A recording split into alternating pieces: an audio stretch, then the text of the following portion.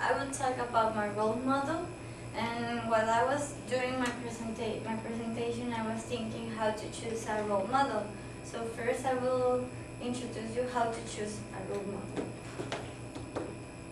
And for choosing a role model, you need someone who inspires you and make you feel different in the world, who make you feel unique, and who doesn't make you feel down, and who brings you up.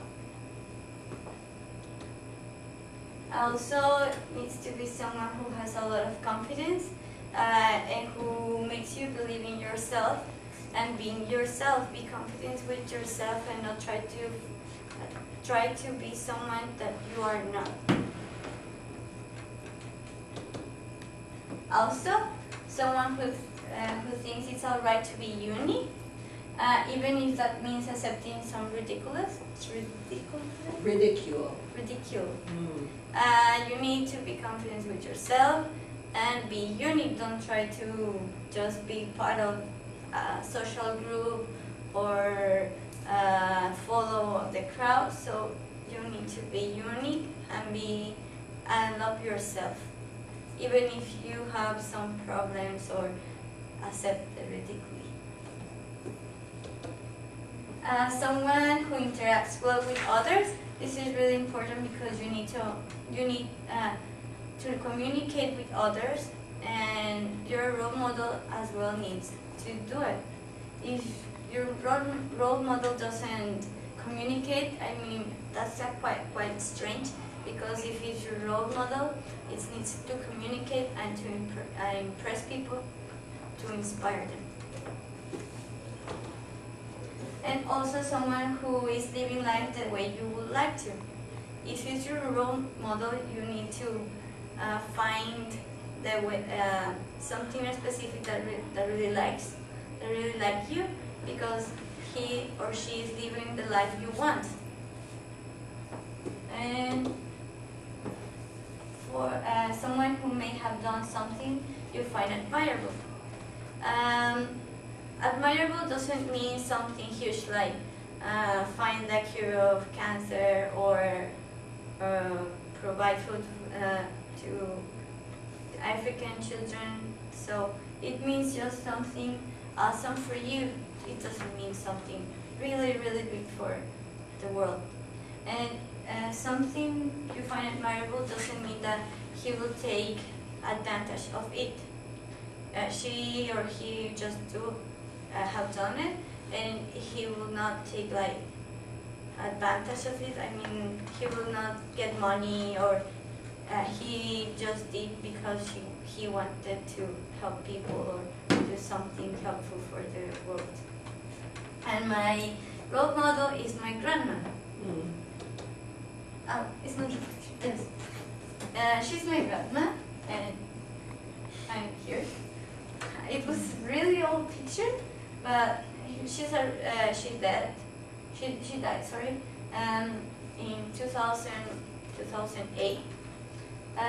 So no, wait, 2008. No, 8 years ago.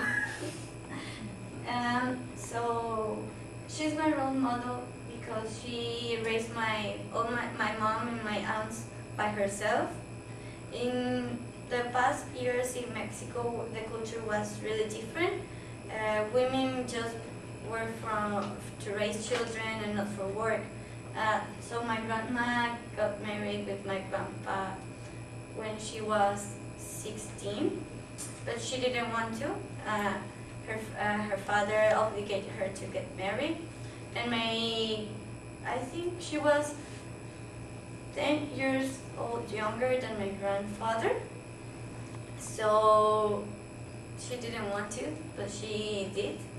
And also she had 8 children. But at the time, my grandpa was too old, but he was so mean with her. He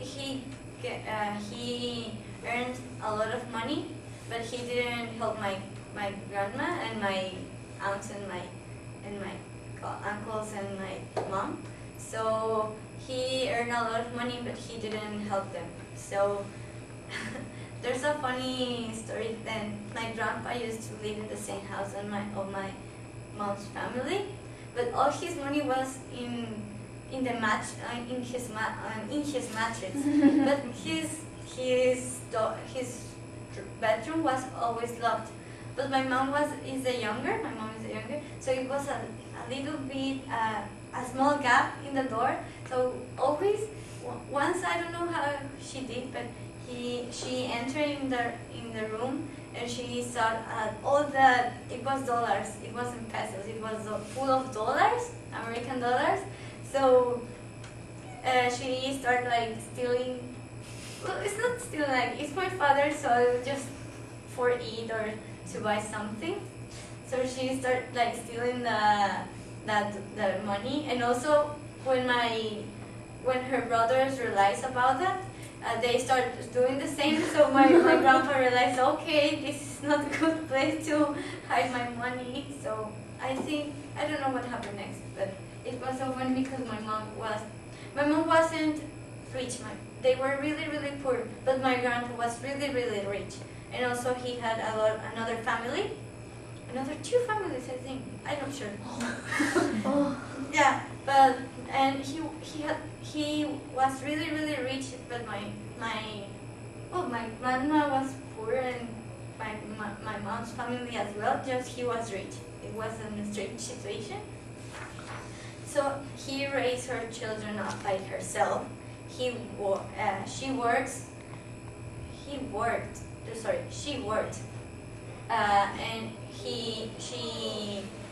raised all my mom's family. She provided them education, food, and also a job. She started to sell products like makeup, shampoo, those women products. So she started like that, and then she started growing up, and she bought 2 places, 2 locals in downtown in my city, and after she bought another 2, so then she was the owner of all downtown in my city, and she provided also education for one of my uncles who is doctor right now. My mom who studied biology, but he gave up school because one of my uncles was killed. He was the owner of a jewelry store. At that moment, gold was really good. It wasn't as expensive as right now, but it was really good at that time. So he was killed, and my grandma was alone. So my mom gave up her college and went to live with my grandma to help her. So also she's my role model because after all those problems, by the age of 30 years old, 30 years old, she got cancer in her uterus. Uterus? Where the baby is? Yes. Yeah, uterus. Uterus. In her uterus, and the doctor made her a surgery, and the doctor took out her uterus, but she survived the first part of her cancer. But after another 30 years, she got cancer again in her body. I don't know where, but she lived with cancer for maybe 10 years after she realized she had cancer again. And this picture was maybe 2 years before she died.